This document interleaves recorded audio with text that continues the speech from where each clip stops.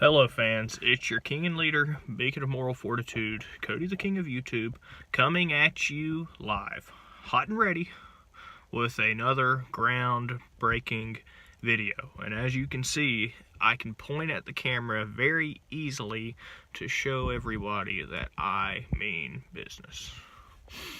As you all probably know, I'm a very politically astute man. I've been very involved in many of the major happenings in politics. I've followed it up, I've read up on it for decades.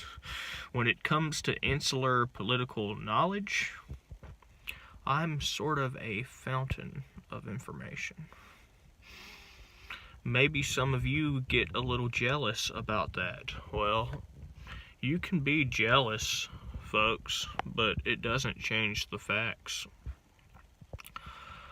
I may be very politically astute, but as all of you know, I'm very humble when it comes to my political knowings. I don't brag about it. I don't go out, saying I'm the big guy that controls everything.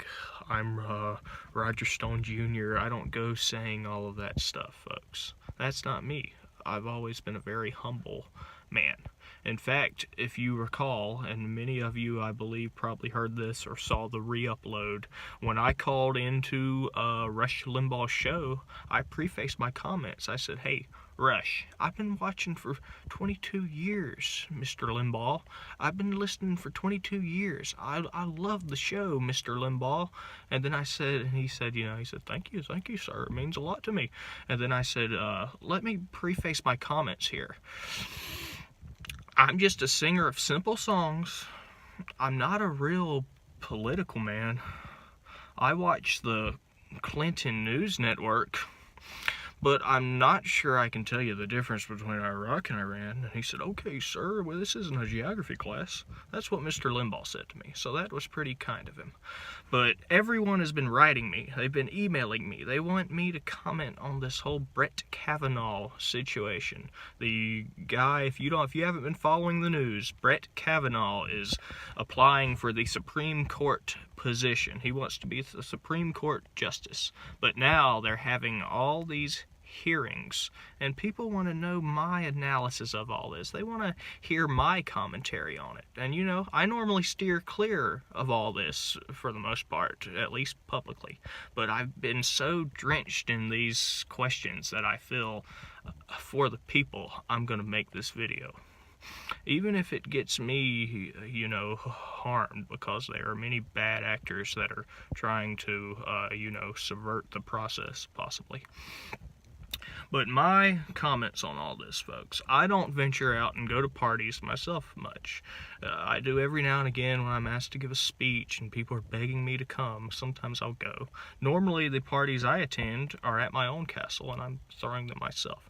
But when I do attend these parties, I must say there are oftentimes very bad actors, despicable characters, people that are wearing blue jeans with holes in them. They've got dirty shoes on. They're getting drunk, and they do the most horrible things. I mean, I've had guys, they'll be belligerent and drunk, and they'll come up to me and start, touching me on the shoulder, and I'm like, "Hey, buddy, you're not gonna harass me," and I walk the other way pretty quickly.